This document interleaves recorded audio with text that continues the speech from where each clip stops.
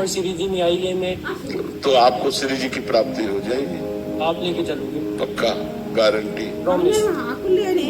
तुम राधा राधा नाम जप करो, ठीक है।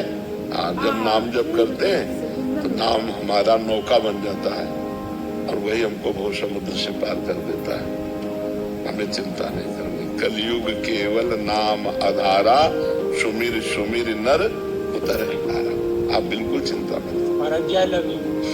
अब हम अंग्रेजी तो बोलेंगे नहीं, हम यही कहते हैं कि हम सबको प्यार करते हैं, लेकिन हमारा जो प्यार है वो आपके प्यार से अलग प्यार है।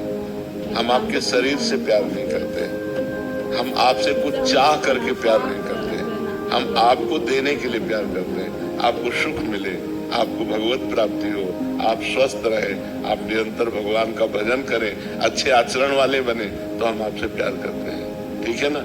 जो व्रत रखती है पुत्रों के लिए या पति के लिए, उस करवा चौथ का व्रत फिर किस उद्देश्य से रखती है? अगर हमारा है कि गर्भ से 10 दिन निकलने के बाद मरना है तो 11वां दिन हम नहीं देखेंगे, 10वें दिन ही मर जाएंगे। जैसे हमारी आयु 10 वर्ष है, अब हमको कोई विघ्न छोटा मोटा आने वाला है, माँ व्रत कर रही है, उसका जुकाम ठीक हो जाएगा, उसको बुखार नहीं, उसको चबेटा नहीं लगेगा, उसको चोट नहीं लगेगी।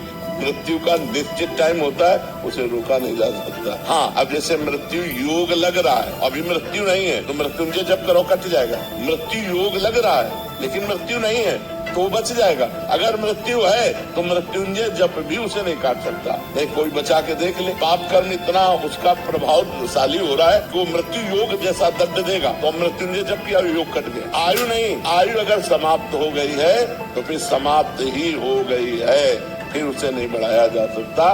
नहीं, भगवान राम जी अपने पिता दशरथ जी को जीवित कर लेते और माता कौशल्या वैधव्य न होती। यहाँ जो जन्मा, राइट टाइम जब आया, उसको यहाँ से जाना पड़ेगा। अभी सुधार लो। शौक है क्या कछुआ बनने का? अब सुधार लो, अब सुधार लो। नाम जप करो और भगवान से क्षमा मांगो। भगवान सर्वलोक महेश्वर है। भगवान कहे मैं समस्त पापों से तुम्हें मुक्त करके पवित्र कर दूंगा। बहुत करुणा में भगवान है, उनसे क्षमा मांगो, नाम जप करो। चिंतन मत करो कि मैं कछुआ ही बनूंगा, तो कछुआ बनोगे भी है? नहीं, नाम जप करो और भगवान से हाँ, नाम जप से। हाँ, नाम संकीर्तनम यस्य सर्व पाप प्रणाशनम। सब पापों को नष्ट करने के लिए भगवान का नाम गरज रहा है। 1 घंटा नाम संकीर्तन रोज किया करो।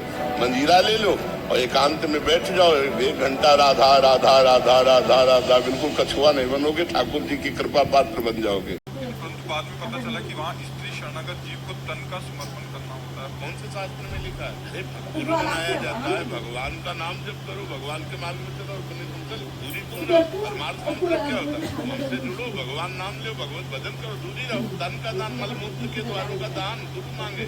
संत है ना वो कोई गुरु है, बिल्कुल नहीं अपराध लगता है। सबको बिल्कुल त्याग देना चाहिए, 1 मिनट में त्याग देना चाहिए। परमार्थ विरुद्ध यही तो पाखंड चल रहा है। जैसे दम कहाँ शास्त्र में लिखा है?